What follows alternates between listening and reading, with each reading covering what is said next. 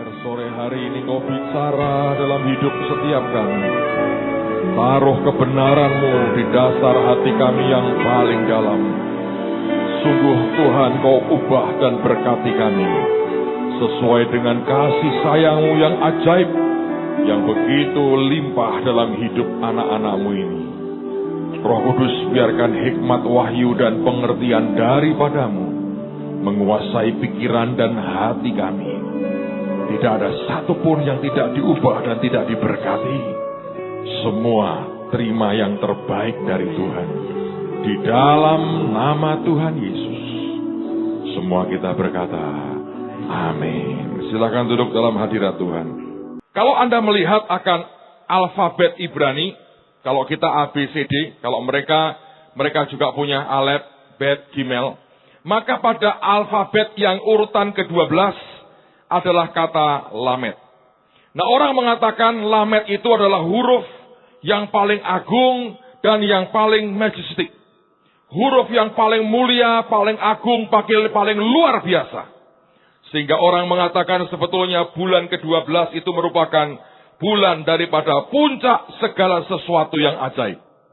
Ingat, kalau kita belajar tanggal 12 kemarin, bulan ke-12 itu merupakan bulan Adar. Nama Adar artinya kekuatan, dan orang mengatakan sebagai bulan keberuntungan. Sehingga Mazmur mengatakan, my fortune is in your hand.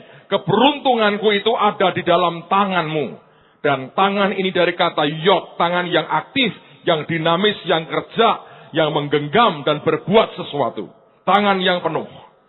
Nah, sekarang bagaimana kita bisa mencapai sesuatu yang paling agung dan paling majestik? Mari kita lihat Mazmur 18. Saya mau ajak Anda melihat beberapa bagian firman. Kita akan baca mulai ayat 19 sampai dengan ayat yang ke-37. Di rumah Anda tolong baca seluruhnya karena ini menarik sekali. Tapi karena waktu kita akan batasi, Mazmur 18 mulai ayat yang ke-19. Firman berkata begini. Mereka menghadang aku pada hari sialku, tetapi Tuhan menjadi sandaran bagiku. Ia membawa aku keluar ke tempat lapang. Ia menyelamatkan aku karena ia berkenan kepadaku. Ayat yang ke-21, ini ajaib sekali. Tuhan memperlakukan aku sesuai dengan kebenaranku. Ia membalas kepadaku sesuai dengan kesucian tanganku. Kalau Anda melihat pada ayat yang ke-21 tadi, dalam The Message dikatakan, God made my life complete. Tuhan membuat hidupku itu utuh. When I placed all pieces before Him. Ketika aku taruhkan semua serpihan dan kepingan-kepingan hidupku di hadapannya. Apapun yang sudah hancur dan sedang hancur hari ini, kalau kita hadapkan ke Tuhan, maka Alkitab mengatakan Tuhan itu akan membuatnya menjadi utuh. Saudara, kalau hari ini pengharapanmu tinggal kepingan-kepingan yang tak berarti. Engkau berkata sudah tidak ada harapan lagi, Pak. Hadapkan kepada Tuhan, maka Tuhan akan membuatnya menjadi utuh dengan cara Tuhan yang luar biasa. Lalu Alkitab mengajarkan ayat yang berikutnya, bahwa Tuhan, 21, memperlakukan aku sesuai dengan kebenaranku. Ia membalas kepadaku sesuai dengan kesucian tanganku. Kata itu artinya kemurnian, integritas daripada yod kita, tangan kita. Saudara sekalian, yang dibutuhkan adalah tangan seperti apa? Tangan yang bisa mencapai sesuatu yang puncak adalah tangan yang sebenarnya punya integritas dan punya kemurnian. Lalu ayat berikutnya kita berkata, sebab aku tetap mengikuti jalan Tuhan dan tidak berlaku fasik terhadap Allahku. Sebab segala hukumnya aku perhatikan dan ketetapannya tidaklah kujauhkan daripadaku.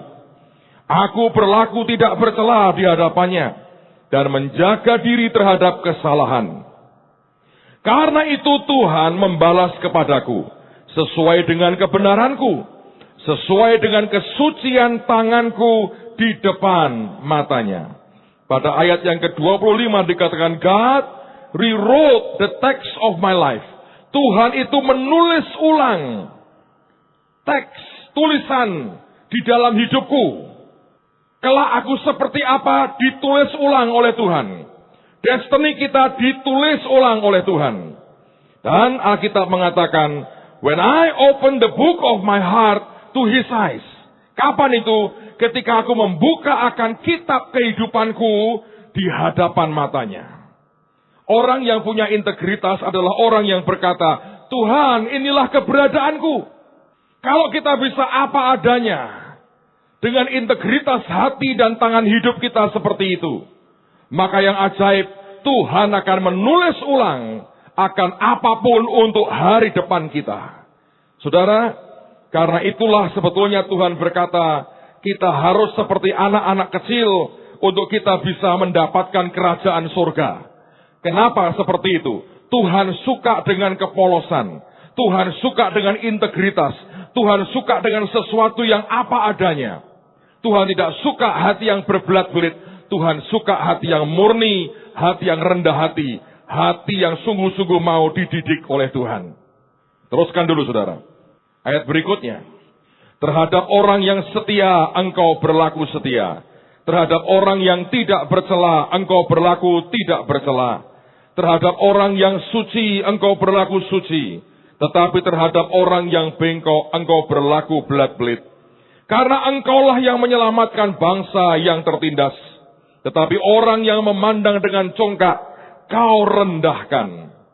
Karena engkaulah yang membuat pelitaku bercahaya. Tuhan Allahku menyinari kegelapanku. Karena dengan engkau aku berani menghadapi gerombolan. Dan dengan Allahku aku berani melompati tembok. Adapun Allah jalannya sempurna. Janji Tuhan adalah murni. Dia menjadi perisai bagi semua orang yang berlindung padanya.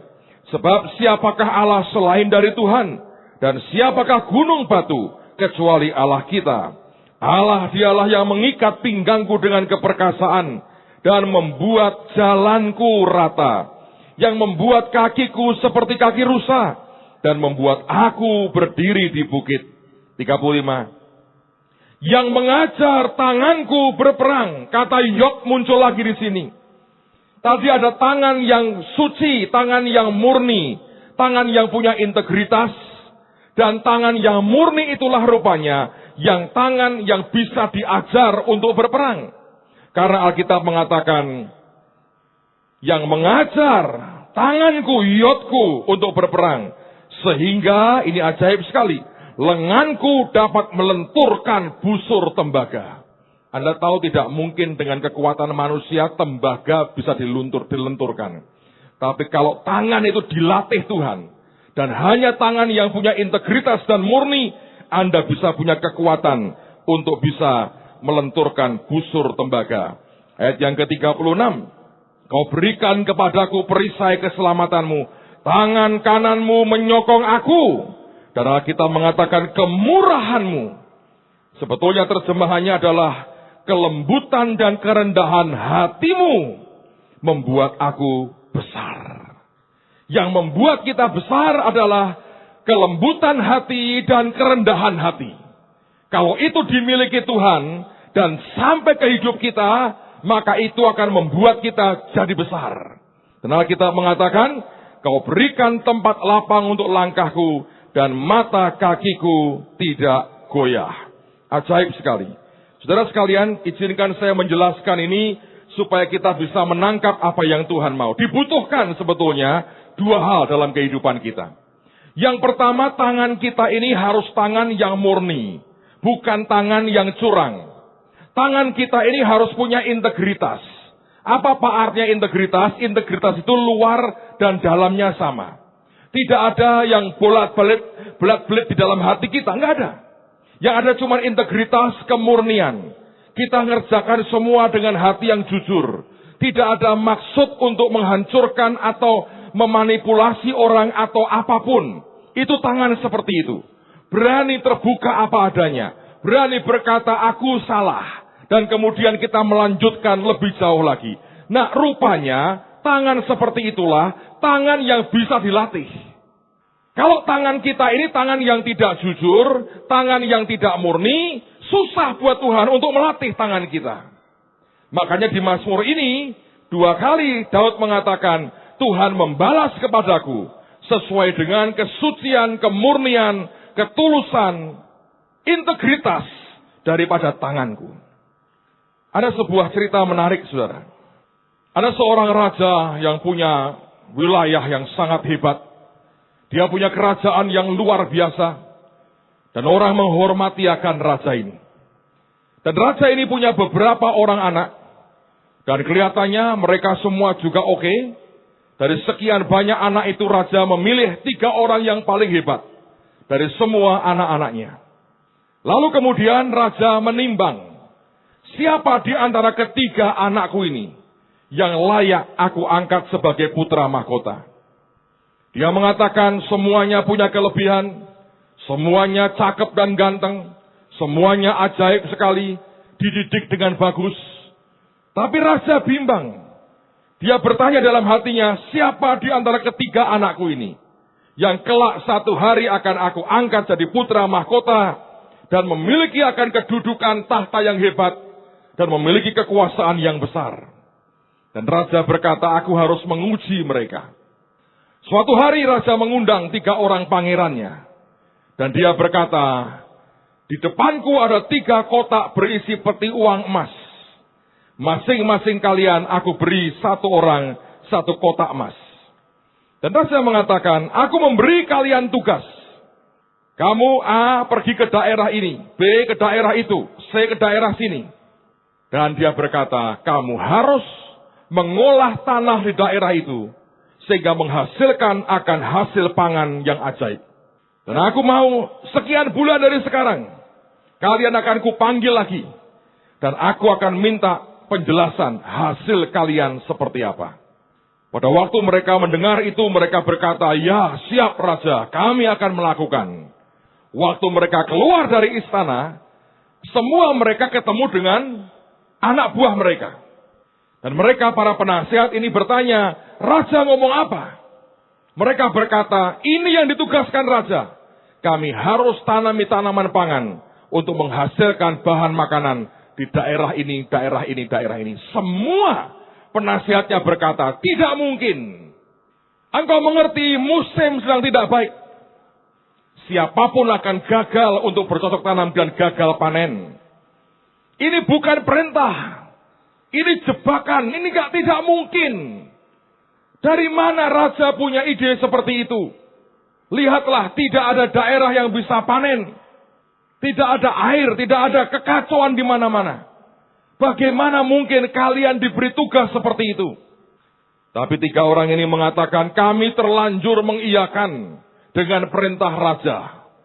Suka tidak suka, kami harus mengerjakannya. Saudara, apa yang terjadi? Lalu mereka kerja. Sekian bulan setelah itu, raja memanggil mereka kembali.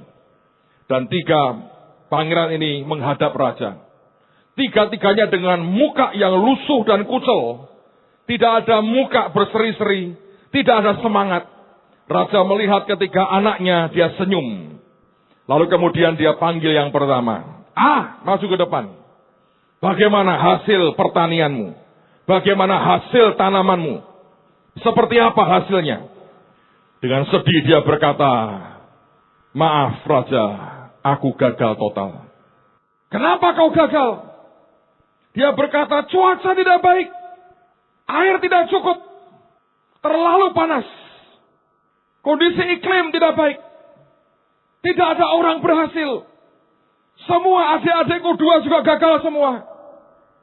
Dia berkata, cuaca yang harus disalahkan ini. Aku sudah kerja keras. Lalu kemudian raja berkata, lalu uang yang aku berikan kepadamu habis.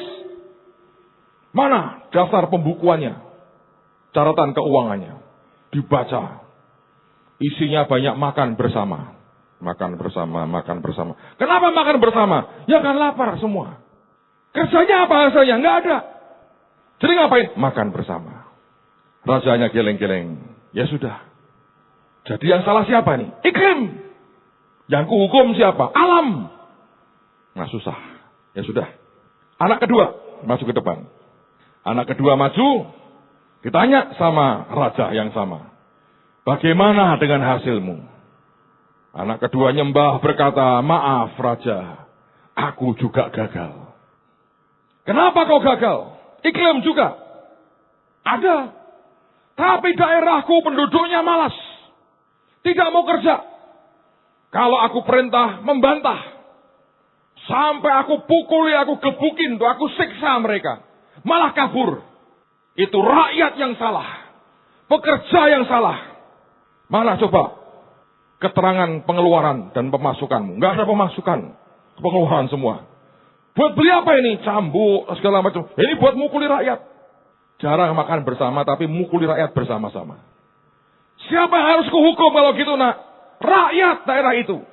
Gantung aja semua. Oh begitu ya? Iya. Uangmu sisa berapa? Nggak ada. Habis. Ya sudah. Rajanya berkata gini, waduh, dua kok begini ya? Panggil yang ketiga. Maju ke depan. Ya maju anaknya ini. Kamu gimana? Lihat mukamu juga tidak happy. Gagal ya? Dia bilang, ya raja, aku juga gagal. Kenapa kamu gagal? Iklim ya? Rakyat ya? Tidak. Kenapa kamu gagal? Aku yang bodoh. Aku tidak mempelajari dulu. Aku langsung tanam. Aku buat kebodohan raja. Dan karena kebodohanku, aku sok pinter. Semuanya berantakan. Dan dia nyembah kepada rajanya, dia berkata, masih ada sisa sedikit uang ada padaku.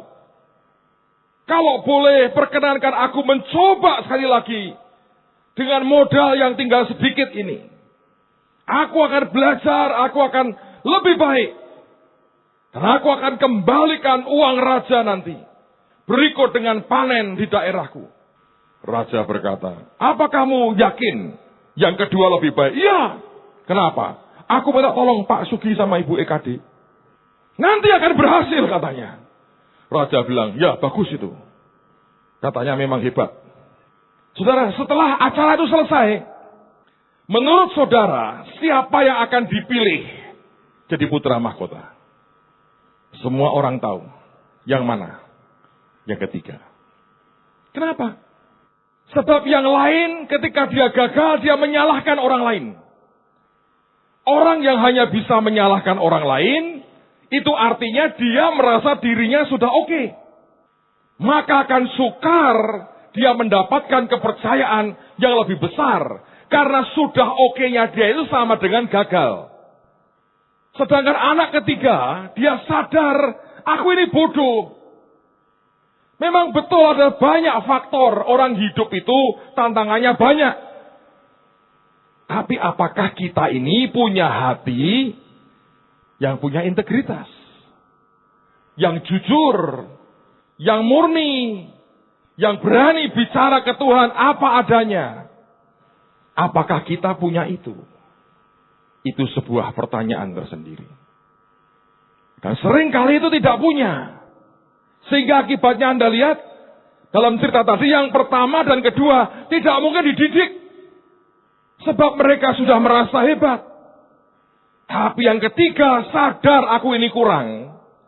Dan dia ngaku apa adanya. Dan orang seperti ini, tangannya bisa dididik Tuhan dengan luar biasa.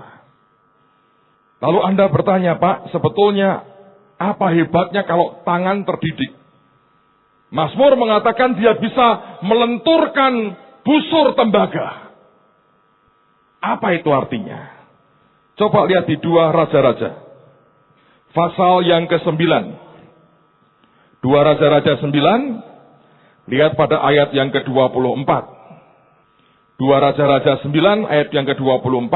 Alkitab berkata, tetapi Yehu menarik busurnya dengan sepenuh kekuatannya. Anda garis bawahi kata itu.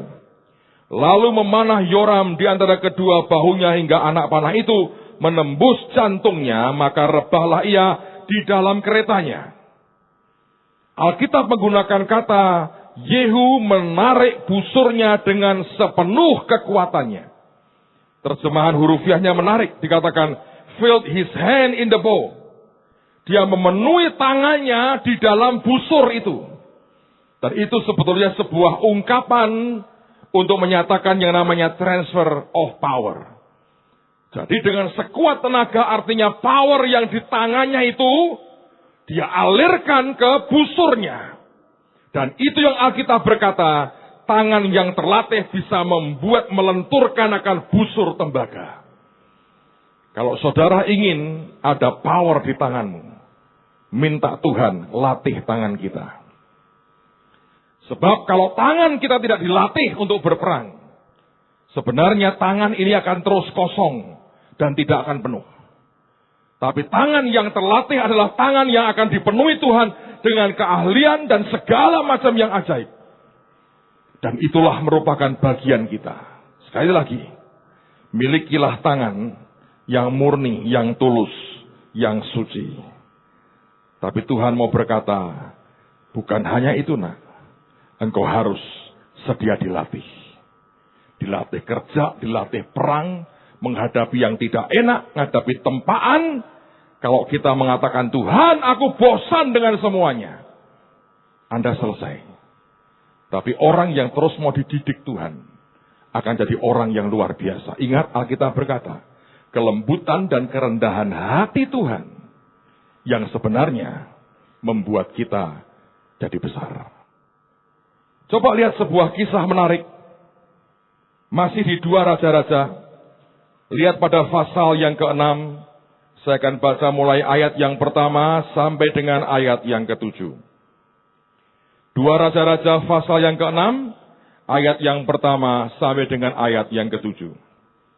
Judulnya Kapak Timbul Mengapung. Pada suatu hari berkatalah rombongan Nabi kepada Elisa, cobalah lihat tempat tinggal kami di dekatmu ini adalah terlalu sesak bagi kami. Karena terlalu sesak juga artinya trouble, masalah atau tekanan. Saya masih ingat di satu kota di Amerika, ada orang-orang Indonesia, kalau tidak salah itu jumlahnya 45 orang, tapi mereka ngekos di satu rumah kecil dengan satu kamar dan satu WC, kamar mandi dan WC. Anda bisa berbayangin satu rumah kecil dengan satu kamar untuk 45 orang. Saudara, apa yang terjadi? Itu haleluya banget. Karena mereka kerja di pabrik, shiftnya beda. Pabrik kalau tidak salah 3 shift tuh, setiap hari. 8 jam, 8 jam, 8 jam. Jadi kalau sebagian ini grup pertama kerja, grup kedua tidur, grup ketiga jalan-jalan. Atau kerja pabrik lain. Nanti gantian. Yang satunya lagi kerja, yang ini tidur, yang tidur jalan-jalan. Bunuh waktu, nunggu sampai dia kerja. Itu di Amerika. Dan itu orang Indonesia ilegal semua. Saya membayangkan kalau seandainya mereka pesta rujaan hari itu. Dan perut mereka kena sambal mencret. Dengan WC 1, mereka bermasalah. Itu antrian mengerikan dan luar biasa. Orang bisa ribut sambil ngempet-ngempet gitu akan ramai sekali. Kalau Anda tinggal di tempat yang seperti itu, itulah trouble. Itulah tekanan sebetulnya. Nah itu yang terjadi. Terusin. Ayat 2. Baiklah kami pergi ke sungai Yordan, dan masing-masing mengambil 1 balok dari sana, supaya kami membuat tempat tinggal untuk kami. Jawab Elisa, pergilah. Lalu berkatalah seorang, silakan, ikutlah dengan hamba-hambamu ini. Jawabnya, baik, aku akan ikut. Maka ikutlah ia dengan mereka. Setelah mereka sampai di sungai Yordan, mereka menebang pohon-pohon.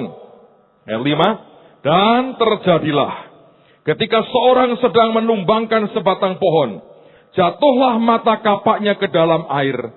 Lalu berteriak-teriaklah ia, wahai tuanku, itu barang pinjaman. Tetapi berkatalah abdi Allah, kemana jatuhnya? Lalu orang itu menunjukkan tempat itu kepadanya. Kemudian Elisa memotong sepotong kayu, lalu dilemparkannya ke sana, maka timbullah mata kapak itu dibuatnya. Lalu katanya, ambillah. Orang itu mengulurkan yodnya, tangannya, dan mengambilnya. Saudara, inilah yang namanya integritas. Itulah yang namanya tangan yang akan membuat semua yang hilang dari hidupmu akan direstorasi dan dikembalikan. Ini tangan yang bisa bekerja. Tangan yang tahu ketika mereka berkata, tempat ini terlalu sesak. Mereka bukan protes ke nabinya. Mereka berkata, izinkan kami tebang pohon. Kita buat ruangan. Kita buat rumah lagi yang lebih gede buat kami. Tangan yang terlatih tidak merupakan tangan yang menuntut. Tapi tangan yang tahu apa yang harus dibuat ketika sebuah kekurangan terjadi. Nah, kita berkata yang menarik adalah seseorang, dia meminjam akan kapak dari orang lain. Ketika dia gunakan menebang pohon, pohonnya tumbang, dan dia tumbangkan pohon itu, mata kapaknya jatuh ke sungai, dan kemudian tenggelam. Di zaman itu sungai Yordan itu lebar, dalam, dan arusnya deras. Bagaimanapun kapak dari besi itu, mata kapak itu, tenggelam. Dan ada sebuah teriakan yang berkata, wahai Tuanku, itu barang pinjaman. Saudara, kalau Anda meminjam apapun kepada siapapun, kalau engkau punya sikap hati seperti ini, itulah namanya integritas. Ada banyak orang ketika dia meminjam sesuatu, dia berpikir bahwa itu cuma pinjaman kok. Kalau dia kendarai mobilnya sendiri, dia kendarai dengan sangat hati-hati. Dia berkata, ini mobilku. Ketika dia pinjam orang lain, dia berkata, ini kan pinjaman. Punyanya om aja kok, biarin aja. Sikap seperti itu bukan integritas, saudara. Tapi rombongan Nabi ini, dia berkata, ini barang pinjaman. Ada sebuah tanggung jawab yang sangat besar yang dia tunjukkan. Yang dia mau berkata, aku punya integritas. Kata barang pinjaman itu sendiri artinya begini. Barang yang didapat dengan sambil mengemis. Karena nyaris tidak akan diberikan sebetulnya. Ketika dia pinjam mata kapak rupanya, yang punya berkata jangan. Tapi dia berkata tanganku harus kerja. Tempat tidak cukup lagi. Dia ngemis, dia berkata, beri pinjami aku. Tentu kalau mata kapak ya tidak ada bunganya tuh ya. Masa bunganya kok besi-besi kan gak mungkin. Jadi pinjami. Tapi meminjamkan dengan berat hati. Rupanya mungkin yang punya mata kapak ya sudah ada feeling hilang kira-kira ini wong iki. Dia sampai harus ngemis meyakinkan dia. Aku akan perhatikan, tidak akan aku pakai sembarangan. Aku akan kembalikan barangmu. Ternyata malah lepas dan tenggelam dalam sungai.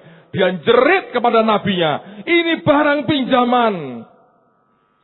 Sambil ngemis, aku minta ini supaya aku boleh pakai. Hilang sekarang. Tapi sebetulnya, itulah tangan yang bisa dididik, saudara. Karena firman mengatakan, kalau engkau setia terhadap harta orang lain, Tuhan akan memberikan kepadamu hartamu sendiri. Kalau kita tidak punya integritas, hidup kita ini hanya memikirkan diri sendiri. Ketika kita merasa kita berhutang dengan orang, dan tidak punya sebuah tekanan di batin untuk segera menyelesaikan. Atau ketika kita diberi kepercayaan orang, dan kepercayaan itu kita sia-siakan. Tanganmu tidak mungkin dilatih. Karena sebenarnya integritasnya tidak ada. Tuhan mau dalam kehidupan kita, Anda dan saya punya integritas yang luar biasa. Harus, saudara. Ingat Alkitab mengatakan, kita jadi besar karena kerendahan hati dan karena kelembutan Tuhan.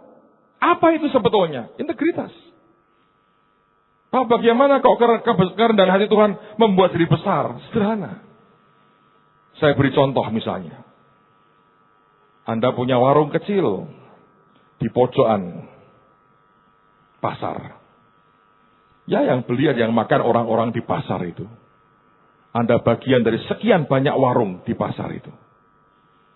Mendadak suatu hari Pak Presiden kita lewat di pasar itu. Dia lapar. Dan dia berkata, aku mau mampir di warung pojokan itu. Kok aneh, warnanya pelangi. Mungkin beliau belum tahu profetis. Warung Pelangi namanya. Warung Pelangi. Ternyata itu warung, saudara. Beliau makan di situ. Makan segala macam. Begitu makan selesai, sambil makan wartawan foto, wartawan televisi, semua syuting warung, saudara. Percayalah, hari berikutnya, yang datang ke pasar naik mobil mewah semua. Pasarnya bingung. Kenapa orang-orang kaya makan di situ? Karena kemarin presiden makan pecel lele di situ. Di warung Pelangi, saudara. Anda bisa ngerti. Orang yang begitu tinggi, dia merendahkan dirinya, dia hampiri saudara, itu akan membuat engkau jadi besar. Sesimpel itu. Saya masih ingat di tahun 92, 93, 92 lah tepatnya. Kita baru dapat gedung di Permata, gedung pertama kita. Pada waktu itu sedang ada renovasi, lagi berantakan, dalamnya berantakan semua. Kita belum pakai sama sekali. Dan saya masih ingat Pak Yusak itu datang di Semarang. Saya telepon di Ungaran, saya bilang, Pak Yusak, mampirlah ke tempatku. Tolong doakan gereja ini. Ya, dia bilang, nanti siang sebelum ke airport aku mampir ke tempatmu. Kira-kira siang jam 11-an lebih, beliau datang, saudara. Ditemani almarhum Pak Samuel Elkana. Kami semua lagi duduk di ruang doa. Pak Yusak bilang, aku mau keluar dulu ya. Dia keluar, dia jalan-jalan di ruang tengah itu. Dia muter-muter gini. Lihat itu tukang kerja. Dia ngelihat begini. Terus dia ngomong begini dengan Tuhan. Tuhan. Petrus Agung ini jemaatnya sedikit kok. Kenapa engkau beri gedung segede ini buat apa? Kasih yang kecil aja lah, dia senang. Buat apa Tuhan? Kamu kasih segede ini. Belum ngomong Holy loh, masih ngomong Permata. Loh kalau Anda hanya punya jemaat kira-kira 100. Anda dapat gedung yang kira-kira bisa 1.500. Gede sih.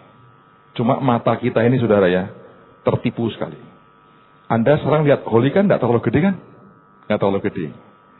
Nanti kalau Anda ke tempat lain di luar kota, masuk gereja kok kecil begini. Hati-hati saudara. Itu matamu menipu sebetulnya. Kebiasaan aja. Nah, apa yang terjadi pada waktu itu? Dia ngomong gini, buat apa Tuhan? Kamu kasih tempat ini buat dia. Dan Roh Kudus berkata begini, tempat ini akan penuh. Penuh. Caranya bagaimana? Terus Tuhan ingatkan satu ayat yang berkata begini, dan mata semua orang memandang kepada dia. Anda tahu ayat itu? Ketika saya dengar perkataan itu, Roh Kudus langsung ngomong sama saya. Kamu tahu nggak? Untuk membuat tempat ini penuh, ayat itu harus digenapi. Saya bilang, Tuhan, aku ngerti. Kalau Anda baca itu sebetulnya diawali dengan Yesus membaca kitab Nabi Yesaya. Dan dia mengatakan, Roh Tuhan ada padaku, oleh sebab dia telah mengurapi aku. Ketika dia baca semua, Alkitab mengatakan, dan mata semua orang memandang kepada dia. Saudara, apa yang terjadi? Tidak lama kemudian kita mengalami kegerakan Roh Kudus. Dari semua yang flat, mati, tidak ada apa-apa, tiba-tiba orang berkata ada Tuhan di tengah-tengah mereka. Itu karena Tuhan yang maha besar merendahkan hatinya, mau menghampiri kita, dia memberkati, dia mengurapi. Maka benar perkataan Daud, kerendahan hatimu membuat kami besar. Kalau kerendahan hati Tuhan bisa membuat besar, hati yang rendah hati itu tidak bisa kumpul dengan hati yang sombong dan congkak. Hidup kita harus punya integritas. Anda harus tahu dan Anda harus punya sikap hati yang di depan Tuhan itu benar dan murni. Tadi sore saya cerita dengan beberapa teman pengalaman hidup saya. Saya punya seorang teman baik, saudara. Tapi ini sungguh-sungguh buat saya Tuhan ingatkan lagi. Jangan pernah kehilangan hati seperti ini. Pada waktu itu kami bertobat lahir baru sama-sama. Saya berteman dengan dia bertahun-tahun, dan kemudian saya bertobat lahir baru bersama-sama. Begitu lahir baru, doa terima Yesus. Saya lihat dunia ini berubah jadi bagus sekali. Mata ini bisa melihat dengan lebih jernih semuanya. Secara jasmani loh saudara. Beberapa hari setelah itu kami terima undangan. Ada retreat buat mereka yang baru terima Yesus. Saya belum pernah retreat. Jadi akhirnya saya ikut retreat dengan teman baik saya ini. Di retreat itu kami diajari tentang yang namanya baptisan Roh Kudus. Kami diajar bahwa karunia Tuhan itu gunanya buat apa. Kenapa Roh Kudus dicurahkan buat kita. Kami diajari. Dan kami masih muda-muda umur 17. Mata kami terbelalak dengar pengajaran itu. Wah, ajaib. Dan ditanya siapa yang mau dipenuhi dengan Roh Kudus. Semua angkat tangan. Saya membayangkan betapa hebatnya kelak kalau seseorang dipenuhi dengan Roh Kudus. Saya membayangkan betapa dahsyatnya Tuhan akan kerja dalam hidupku. Kalau aku punya Roh Kudus di dalam kehidupan saya. Semua angkat tangan. Dan kami didoakan terima baptisan Roh Kudus. Saudara, nanti ya selesai doa berkat. Saya minta teman-teman yang belum berbahasa roh kumpul ke depan. Saya nanti minta Pak Hengki doakan Anda. Supaya semua penuh dengan Roh Kudus. Itu membuat Anda jadi besar. So, pada waktu itu semua didoakan, saya angkat tangan. Teman baik saya ini tiba-tiba dipenuhi dengan Roh Kudus. Dia bahasa roh kencang sekali. Saya tidak bisa apa-apa. Makin saya istilahnya orang Jawa batak, saya batak ini makin blank, saudara. Kok muni-muni? Mau saya tirukan takut salah, sesat. Saya coba, gak bisa. Kok gak ada apa-apa? Tidak kerasa apa-apa, tidak ada apa-apa. Selesai retreat, teman saya ini bahagia sekali. Dia berkata, puji Tuhan, aku dipenuhi dengan Roh Kudus. Dan teman-teman lain yang penuh dengan Roh Kudus, wah, kalau ngomong aja bahasa roh. Gak bilang, halo apa kabar enggak? Itu ketika Anda pertama kali itu ya, itu begitu ajaib, tidak mau kehilangan. Sampai wes kayak wong rak karuan itu didengar orang biasa. Tapi hati ingin mengabdikan diri ke Tuhan itu besar sekali. Apa yang kemudian terjadi saudara? Pulang dari tempat itu sedih hati saya. Teman saya tiap kali cerita, wah tadi aku nyembah Tuhan di rumah sampai lama. Hadirat Tuhan luar biasa. Saya cuma dengar-dengar begini, aku mau ya sembahyang sidik-sidik. Nggak bisa. Sedih hati saya. Hari kedua saya masih ingat, setelah retreat itu. Saya lagi naik sepeda. Pergi dari mana ke mana saya lupa. Di tengah jalan. Saya ingat lagi. Teman baikku sudah berbahasa roh. Dia dipenuhi dengan Roh Kudus. Dia nyembah begitu lama di rumah. Dan aku gak dapat apa-apa. Dan dia berkata mengatakan begini. Waduh. Sebentar lagi dia akan dipakai Tuhan luar biasa. Sebentar lagi banyak orang sakit disembuhkan. Sebentar lagi kegerakan akan terjadi. Tuhan pilih orang-orangnya. Dan aku tidak dipilih. Di situ sebetulnya sikap hatimu menentukan. Anda akan jadi apa? Saya masih ingat saudara. Siang itu lagi lewat jalan pemuda naik sepeda saya. Dulu masih sepi nggak seperti sekarang. Hati saya bisa berkata begini. Saya tahu itu Tuhan sih. Bukan dari manusia saya. Saya bilang Tuhan. Kalau engkau pilih dia dan tidak pilih aku. Dengan penuhi dia dengan rohmu. Tapi engkau tidak lakukan itu untuk aku. Saya bilang kalau boleh Tuhan. Aku minta satu permintaan. Izinkan aku tetap mengabdikan hidupku kepadamu. Aku mau jadi bujang pembawa senjatanya. Bawain kopernya dia. Kemanapun dia pergi, aku mau. Kalau dia akan khotbah di mana-mana jadi luar biasa. Aku akan dukung dia. Aku akan berdoa buat dia. Aku akan layani dia. Supaya dia boleh mengerjakan banyak hal. Dan saya berkata, apapun keputusanmu, izinkan aku mengabdikan hidupku kepadamu.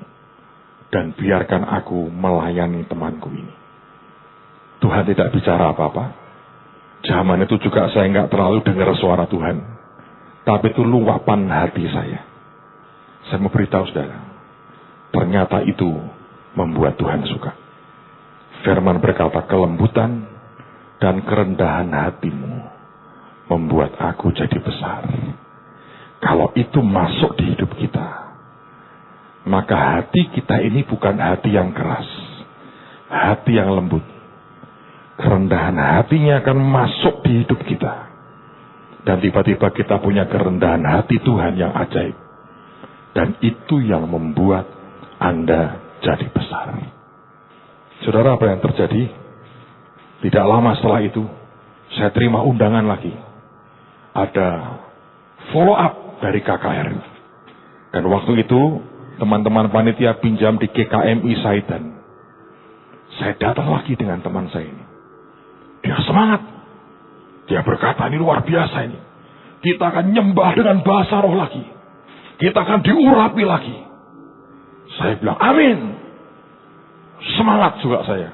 Tapi saya memposisikan diri akan jadi pembawa kopernya dia. Dia belum punya koper waktu itu. Jadi saya belum bisa bawa apa-apa. Hari itu kami duduk dan dilayani. Aneh. Tidak ada orang tumpangi tangan saya. Tidak ada orang doakan saya.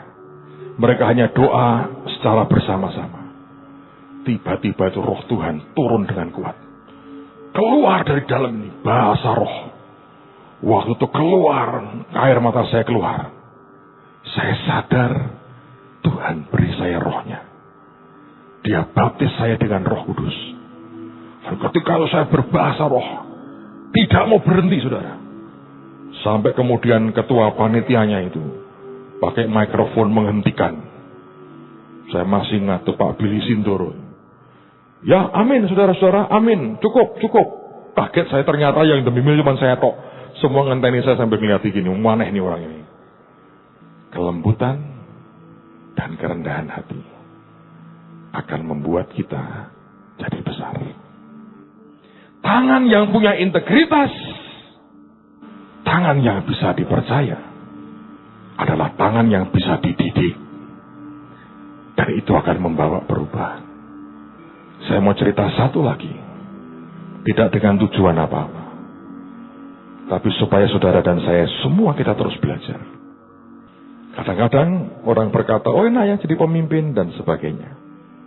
Bukan enak dan tidak enak, saudara. Tapi tanggung jawabnya itu. Anda mengerti, kita baru buat tour tahun ini di Inggris, di UK. Gereja-gereja Manchester mengundang, jadi kita ke Manchester, kita ke Wales, tempat revival, dan kita ke London, di Inggris. Kali ini kesulitannya mengajaib sekali. Jadi ketika pada dibuka pendaftaran, banyak orang mendaftar. Kami termasuk kelompok, saya dengan keluarga dan teman-teman hamba Tuhan yang pertama kali diundang untuk urusan visa. Dan visa kami keluar. Tapi kemudian peserta, cukup banyak yang daftar. Pihak travel agent mengatakan ya mesti bayar uang muka. Dan ini untuk bayar hotel dan bayar uang muka airlines. Di Inggris kalau Anda booking hotel, Anda harus langsung bayar. Bayar penuh. Dan mereka tidak mau dikembalikan kalau batal. Tapi kamarnya tetap dikosongi. Itu gaya mereka. Akibatnya semua orang mesti harus bayar. Berangkat tidak berangkat pada waktu itu kurang lebih Anda harus bayar sekian belas juta. Dari begitu banyak yang daftar, ada jumlah tertentu yang cukup lumayan. Ternyata visanya ditolak. Karena ditolak visanya, tidak bisa berangkat. Tapi uang hotel sudah dibayar. Kalau tidak, nggak dapat kamar atau tidak dapat hotel yang sama, repot. Sebagian uang muka untuk pesawat sudah dibayar. Jadi sekian belas juta itu siapa yang nanggung? Coba Anda pikir. Tidak mungkin kita bilang ke airline-nya, kamu yang nanggung, kepada agent-nya, kamu yang nanggung ya. Nggak mungkin. Kan bukan salah mereka.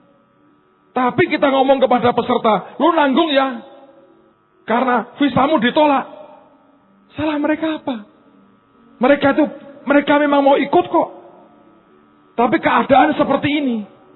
Dan memang ngurus visa di Inggris itu lama sekali. Saya baru tahu itu. Di Amerika tuh kalau ngurus visa yang serem adalah interviewnya. Tapi kalau ditolak langsung kembalikan. Langsung hari itu tahu tolak atau diterima. Di Inggris gak ada berita 2 minggu, 3 minggu. Tolak aja. Dan hari itu terjadi seperti itu. Sampai kami akhirnya berangkat. Dan mereka yang tidak bisa berangkat tapi sudah daftar, mereka harus dibebani sekian belas juta tiap orang. Siapa yang bertanggung jawab kalau begitu? Travel agentnya? Nggak mungkin. Dia nggak terima duitnya kok. Dia bayarkan ke hotel dan ke airline. Kalau gitu jangan dibayar dulu Pak. Kalau keluar visanya, nggak ada seatnya, bagaimana?